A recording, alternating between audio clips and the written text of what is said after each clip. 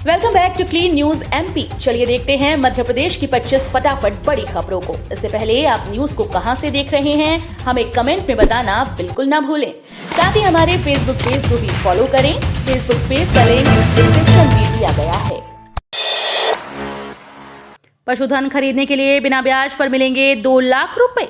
किसानों की आय दुगनी करने के प्रयासों में एक पहल और जुड़ गई है। खेती के साथ पशुपालन करने वाले किसानों को सरकार की ओर से 2 लाख रुपए का लोन उपलब्ध कराया जाएगा। किसानों और पशुपालकों को फायदा पहुंचाने के लिए सरकार की ओर से किसान क्रेडिट कार्ड जारी किए जाएंगे। इस योजना की सबसे बड़ी खास बात यह है कि पशुपालन के लिए लोन लेने वाले किसानों को सिर्फ मूल रकम ही चुकानी होगी। सरकार की ओर से किसी प्रकार का ब्याज किसानों से नहीं वसूला जाएगा। सरकार को उम्मीद है कि इस योजना से किसानों की आय में वृद्धि जरूर होगी। विद्यार्थियों के मूल्यांकन के लिए राष्ट्रीय शिक्षा नीति पर तैयार होगा नया सॉफ्टवेयर आईटी कंपनी तय। 2022-23 सत्र में राष्ट्रीय शिक्षा नीति को स्नातक पाठ्यक्रम में लागू कर दिया है। सिलेबस के बाद अब मूल्यांकन को लेकर व्यवस्थाएं बनाई जा रही हैं।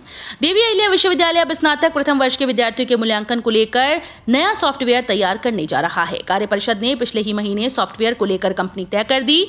जल्दी अब विश्वविद्यालय प्रशासन कंपनी को वर्क ऑर्डर देने जा रहा है। कंपनी को 15 से 20 दिन का समय सॉफ्टवेयर बनाने के लिए दिया जाएगा, ताकि जुलाई में विद्यार्थियों का रिजल्ट तैयार करने में आसानी हो सके। पशुपालक किसानों को किसान क्रेडिट कार्ड उपलब्ध कराने अभियान 18 से। मुंगेली जिले के प्रत्येक पशुपालक किसानों को किसान क्रेडिट कार्ड केसीसी उपलब्ध कराया जाएगा। इसके लिए दूसरे चरण का पशुपालक अभियान 18 अप्रैल से प्रारंभ किया जा रहा है। यह अभियान 31 जुलाई तक चलेगा। पशु चिकित्सा विभाग के उप संचालक डॉक्टर ए.के. मरकाम ने बताया कि किसानों को किसान क्रेडिट कार्ड उपलब्ध कराने के लिए प्रत्येक सोमवार को विशेष केसीसी शिविर का आयोजन किया जाएगा। पशुपालक किसान केसीसी के लिए जिला और विकास खंड स्तरीय पशु चिकित्सालय एवं औषधालय तथा मुख्य ग्राम खंड इकाई में अधिकारियों से संपर्क स्थापित कर आवेदन पत्र, Aadhaar card, 2 photo, ration card, voter ID, bank passbook की छाया प्रति के साथ जमा कर सकते हैं। इस भर्ती परीक्षा के लिए नियम और निर्देश जारी। चयन प्रक्रिया के लिए होंगे नियम। मध्य प्रदेश लोक सेवा आयोग के द्वारा गृह विभाग के वैज्ञानिक अधिकारी के रिक्त पदों पर भर्ती प्रक्रिया के लिए बड़ी अपडेट जारी कर दी गई, जो उम्मीदवारों को जानना बहुत जरूरी है। दरअसल एमपीपीएससी ने गृह विभाग के लिए वैज्ञानिक अधिकारी के रिक्त पदों पर भर्ती हेतु जारी प्रक्रिया के लिए शुद्धि पत्र जारी किए। वहीं विज्ञापन में उल्लेखित पद हेतु प्रतियोगी परीक्षा के स्थान पर केवल साक्षात्कार के माध्यम से चयन किए जाने का निर्णय लिया गया। वहीं वैज्ञानिक अधिकारी भौतिकी, वैज्ञानिक अधिकारी रसायन और वैज्ञानिक अधिकारी जीव विज्ञान के पदों की पूर्ति हेतु पूर्व में ऑनलाइन भरे गए आवेदन फॉर्म पाकिस्तान से संबंधित सभी अभिलेख 29 अप्रैल 2022 तक आमंत्रित किए गए हैं। सरकार की बड़ी तैयारी। 5,500 करोड़ की लागत से पूरी होगी परियोजना। कई जिलों को लाभ मिलेगा। एमपी लोक निर्माण विभाग इस वित्त वर्ष में 5,500 करोड़ रुपए की लागत से 1,000 निर्माण कराएगा। इसमें प्रमुख रूप से जिला सड़क मार्गों का मजबूतीकरण और अतिवृष्टि से क्षतिग्रस्त संरचनाओं के पुनर्निर्माण कार्य को प्राथमिकता दी जाएगी। प्रमुख सचिव नीरज मंडलोई ने सभी कार्यों के प्राक्कलन और डीपीआर प्रमुख अभियंताओं के माध्यम से राज्य शासन को भेजे जाने के निर्देश दिए। प्रमुख सचिव मंडलाई ने कहा कि राज्य सरकार द्वारा वित्तीय वर्ष 2022-23 के बजट में अपरीक्षित मद में 5,500 करोड़ रुपए का आवंटन उपलब्ध कराया गया है। 1 लाख से अधिक पथ विक्रेताओं ने किया कमाल। सीएम शिवराज ने दी बधाई। कोरोना काल के बाद आर्थिक संकट से जूझ रहे फुटकर दुकानदार पथ विक्रेताओं के लिए पीएम स्वनिधि योजना वरदान बनकर आई। आत्मनिर्भरता की दिशा में पीएम स्वनिधि योजना में देश सहित मध्य प्रदेश में बड़ा काम किया। पथ विक्रेताओं ने इसके माध्यम से न सिर्फ लोन लेकर अपना व्यापार आगे बढ़ाया, बल्कि कर्जा भी वापस लौटाया। मध्य प्रदेश के ऐसे ही 1,37,000 से अधिक पथ विक्रेताओं की मुख्यमंत्री शिवराज सिंह ने बधाई दी है। मध्य प्रदेश में छोटे छोटे व्यवसाय करने वाले कारोबारियों की आर्थिक स्थिति को सुधारने के प्रयासों में अच्छी सफलता मिली है। हितग्राहियों को जल्द मिलेगा लाभ। तीसरी किश्त के 27 करोड़ 36 लाख रुपए जारी। हर गरीब के सिर पर छत का संकल्प पूरा करने के लिए प्रधानमंत्री आवास योजना चलाई जा रही है। इस योजना के तहत मध्य प्रदेश में भी शहरी और ग्रामीण दोनों क्षेत्रों में आवासों का निर्माण किया जा रहा है। केंद्र की मोदी सरकार लगातार इसके लिए राशि जारी कर रही है। अब केंद्र सरकार ने फिर से राशि जारी की। केंद्र सरकार ने मध्य प्रदेश को 27 करोड़ 36 लाख रुपए की राशि जारी कर दी। नगरीय विकास और आवास मंत्री भूपेंद्र सिंह ने जानकारी देते हुए बताया कि प्रधानमंत्री Awas Yojana housing for all 2022 में किफायती आवास AHP के तहत प्रारंभ की गई। आवासीय इकाइयों का कार्य पूर्ण करने और हितग्राहियों को आधिपत्य दिए जाने के लिए तीसरी किश्त की राशि 27 करोड़ 36 लाख रुपए जारी कर दी गई है। मध्य प्रदेश में पेंशनर किसी भी बैंक में जाकर दे सकेंगे जीवन प्रमाण पत्र। मध्य प्रदेश में पेंशनर अब किसी भी बैंक की शाखा में जीवन प्रमाण पत्र दे सकेंगे। सभी बैंकों को इसे मान्य करना होगा। अभी पेंशन खाता जिस बैंक में होता है उससे संबंधित शाखा में ही वर्ष में एक बार जीवन प्रमाण पत्र देने की आवश्यकता होती है। इसकी वजह से पेंशनर्स को परेशानी होती है। पेंशनर संचालनालय द्वारा लागू की जाने वाली इस नई व्यवस्था से 4.5 लाख पेंशनर्स को सीधा लाभ होता है।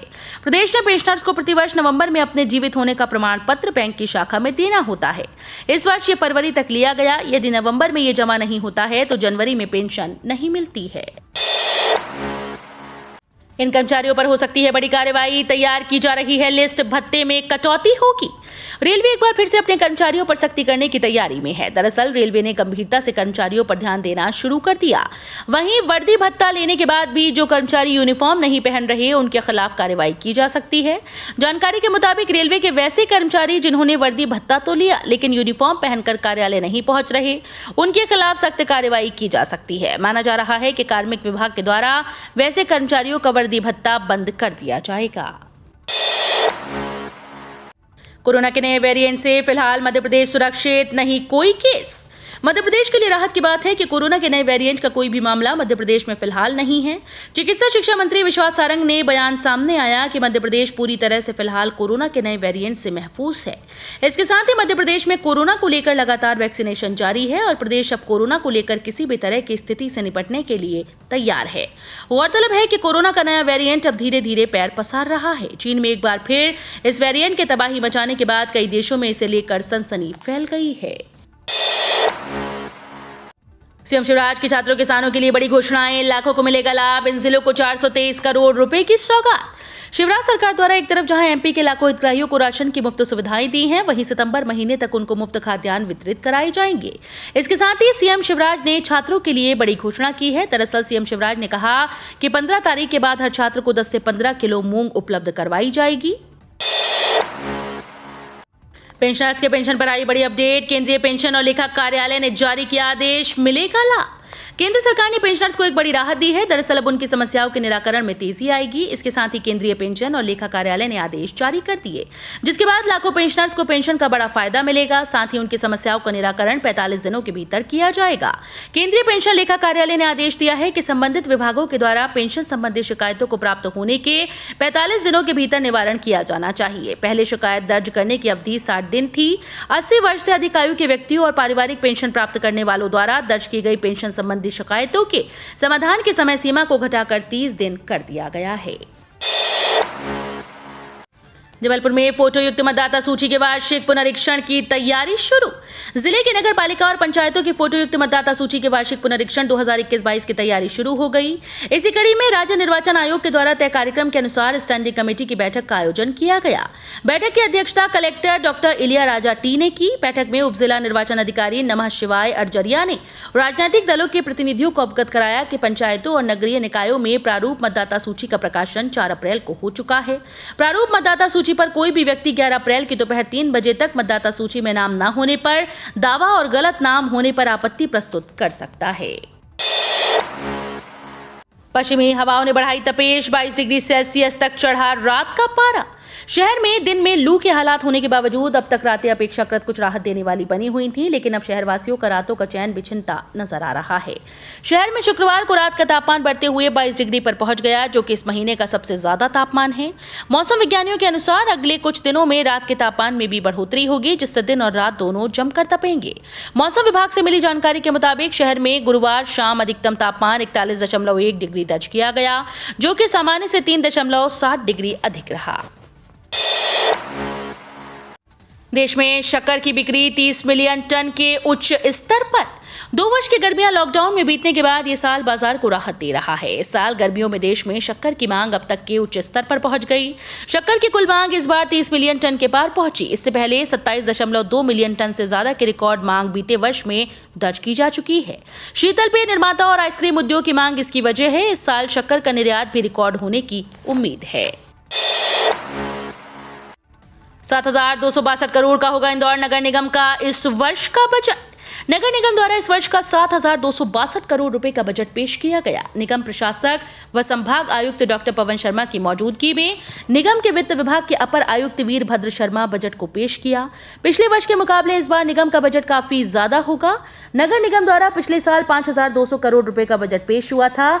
बजट निगम के राजस्व में 49% की वृद्धि हुई है। निगम प्रशासक व संभाग आयुक्त डॉक्टर पवन शर्मा व निगम आयुक्त प्रतिभा पाल ने बजट पेश किया। इसके बाद पत्रकार वार्ता में उन्होंने बताया कि शहर के हर वार्ड में हॉकर जोन बनेंगे। 200 मीट्रिक टन का C&D प्लांट बनाया जाएगा। 3 तालाबों का होगा उन्नयन। शहर के 10 वार्ड में 100% रेन वाटर हार्वेस्टिंग लगाए जाएंगे। केंद्रीय विद्यालय दाखिले कक्षा 2 और उससे ऊपर के लिए पंजीकरण की प्रक्रिया शुरू। केंद्रीय विद्यालयों में कक्षा 2 और उससे ऊपर की कक्षाओं के लिए दाखिले शुक्रवार 8 अप्रैल से शुरू हो गए। अपने नौनिहालों को केंद्रीय विद्यालय में पढ़ाने के इच्छुक अभिभावक केंद्रीय विद्यालय संगठन की आधिकारिक वेबसाइट पर जाकर आवेदन कर सकते हैं। माता पिता द्वारा KVS प्रवेश प्रक्रिया पोर्टल पर ऑनलाइन पंजीकरण फॉर्म जमा किए जा सकते हैं। RBI ने होम लोन पर किया बड़ा ऐलान। होम बायर्स पर पड़ेगा इसका क्या असर? भारतीय रिजर्व बैंक ने शुक्रवार को होम लोन पर बड़ा ऐलान किया। अपने हाउसिंग लोन पर लोअर रिस्क वेटेज को 1 साल के लिए बढ़ा दिया। केंद्रीय बैंक के गवर्नर शक्तिकांत दास ने मॉनेटरी पॉलिसी कमेटी की बैठक के बाद इस फैसले के बारे में बताया। RBI ने अक्टूबर 2020 में हाउसिंग लोन पर रिस्क वेटेज में बदलाव किया था। उसने रिस्क वेटेज के लिए सिर्फ लोन टू वैल्यू रेशियो का इस्तेमाल करने को कहा था। ये बदलाव 31 मार्च 2022 तक सैंक्शन हो चुके सभी नए हाउसिंग लोन के लिए था। हर घर के साथ मिलेंगी ये 4 सुविधाएं। करोड़ों पक्के मकान हैं तैयार। प्रधानमंत्री ने ट्वीट किया कि देश के हर गरीब को पक्का मकान देने के संकल्प में हमने एक अहम पड़ाव तय कर लिया है। जन जन की भागीदारी से ही 3 करोड़ से ज्यादा घरों का निर्माण संभव हो पाया। मूलभूत सुविधाओं से युक्त ये घर आज महिला सशक्तिकरण का प्रतीक भी बन चुके हैं। इन योजनाओं की विशेषताओं का उल्लेख करते हुए प्रधानमंत्री ने कहा कि इसमें घर की महिला सदस्य के नाम पर या संयुक्त स्वामित्व का प्रावधान है। उन्होंने बताया कि हर घर में शौचालय है, रसोई, बिजली और पानी की सुविधा भी प्रदान की गई है। रूस से निपटने के लिए नाटो बनाना चाहता है यूक्रेन। जेलेंस्की ने भारत को दिया ऑफर। रूस और यूक्रेन के बीच पिछले 44 दिन से भीषण लड़ाई जारी है। सुपर पावर रूस पश्चिमी देशों के घातक हथियारों से बड़े पैमाने पर नुकसान के बाद भी यूक्रेन से हार मानने को तैयार नहीं। रूस और यूक्रेन के बीच जंग को बंद करने पर कई दौर की बातचीत हो चुकी है, लेकिन कोई सफलता हाथ नहीं लगी। यूक्रेन ने कहा कि वो रूस के क्षेत्रीय दावे पर बातचीत के लिए तैयार है, लेकिन उसकी एक शर्त है। यूक्रेन के राष्ट्रपति जेलेंस्की ने मांग की है कि दुनिया भर के देशों का एक समूह उन्हें रूस के खिलाफ सुरक्षा की गारंटी दे। आ रहा है व्हाट्सएप में नया अपडेट। अब इमेज ऑटोमेटिक गैलरी में नहीं होगी सेव। अगर आप व्हाट्सएप यूजर हैं तो यह खबर आपके लिए बहुत महत्वपूर्ण है। व्हाट्सएप ने एक और नया अपडेट जारी करते हुए बताया कि अब आप इस नए अपडेट के बाद फोटो या वीडियो डाउनलोड होने के बाद अपने आप गैलरी या कैमरा रोल में सेव नहीं होंगे। आपको बता दें कि ये फीचर सभी मीडिया फाइल के लिए नहीं है, बल्कि सिर्फ डिसअपीयरिंग मैसेज के लिए है। अब यदि किसी ने आपको डिसअपीयरिंग फीचर के साथ कोई मैसेज भेजा है तो उसे आपका स्वयं ही सेव करना होगा, अन्यथा वो मीडिया फाइल गैलरी में नहीं दिखेगी। अब बिना काज के किसी भी एटीएम से निकालिए कैश। शुरू होने जा रही है नई सर्विस। एटीएम से कैश निकालने के लिए अब हर वक्त कार्ड कैरी करने की जरूरत खत्म होने वाली है।